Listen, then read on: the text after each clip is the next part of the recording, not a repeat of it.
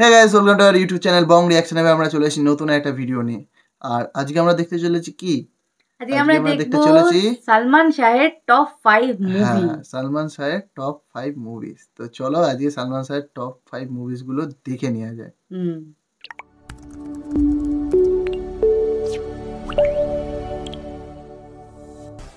বাংলাদেশের চলচ্চিত্র ইতিহাসে সবচেয়ে জনপ্রিয় অভিনেতাদের একজন হলেন সালমান শাহ। দারুণ সব সিনেমা উপহার দিয়ে তিনি জয় করে নিয়েছিলেন বাংলাদেশের সকল সিনেমা প্রেমীর ভালোবাসা। আর তাই আজকের আয়োজন সকলের ভালোবাসার সিক্ত নায়ক সালমান শাহর সেরা 5টি ছবি নিয়ে। লিস্টের 5 নম্বরে রয়েছে আনন্দ অশ্রু। সালমান শাবনূর জুটির সবচেয়ে প্রশংসিত ছবি এটি।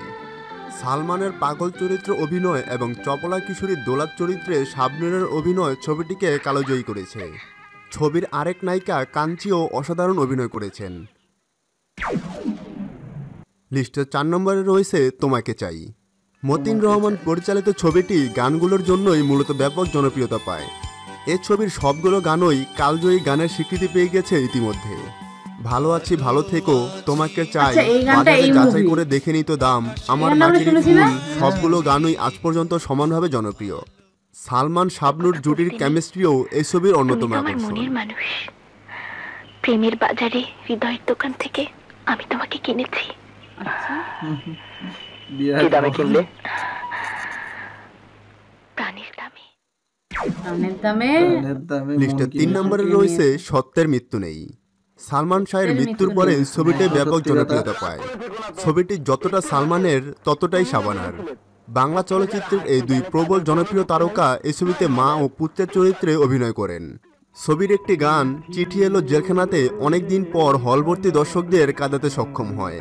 ছবিতে অভিনয় করেন আলমগীর, শাহনাজ সহ আরও অনেকে। লিস্টের 2য় স্থানে রয়েছে কেয়ামত থেকে কেয়ামত। সালমান শাহ ও মৌসুমীর প্রথম ছবি এটি। মুক্তি পায় 1993 সালে। মুম্বাইয়ের ছবি আমির খান অভিনীত কেয়ামত থেকে কেয়ামত তকের অফিসিয়াল রিমেক এটি। প্রথম ছবিতেই ব্লকবাস্টার ছবির নায়ক বনে যান সালমান শাহ। দর্শক পায় সালমান শাহ মৌসুমীর মতো তারকা অভিনয় শিল্পী।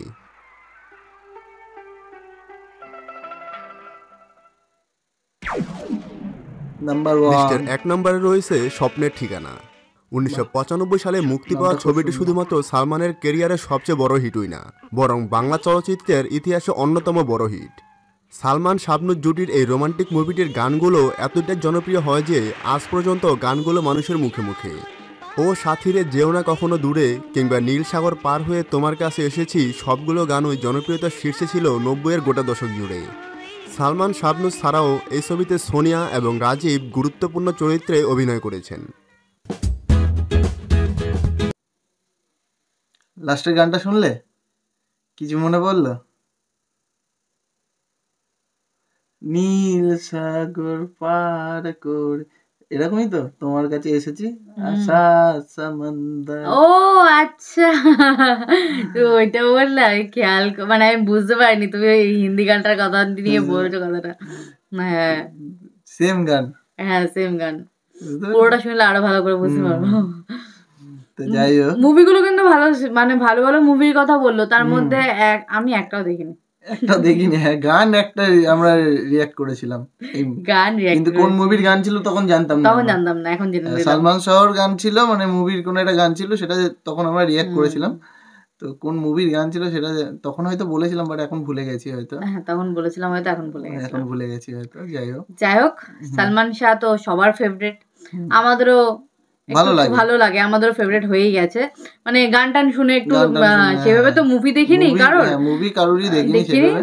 তো এখন কয়েকজনের দেখা হয়েছে, বলতে গেলে সাকিব ভাইয়া আর মান্না স্যার আর দীপজল স্যারের কিছু ক্লিপ, ব্যাস এইটুকুনি দেখেছি, আর সেইভাবে কারোর কিছুই দেখা হয়নি। যাই হোক, আস্তে আস্তে দেখবো তোমাদের সাথে, তোমরাও আছো আমরাও আছি। আমরা কি পালিয়ে যাচ্ছি? আমরা পালিয়ে যাচ্ছি না, আমরা এখানেই আছি।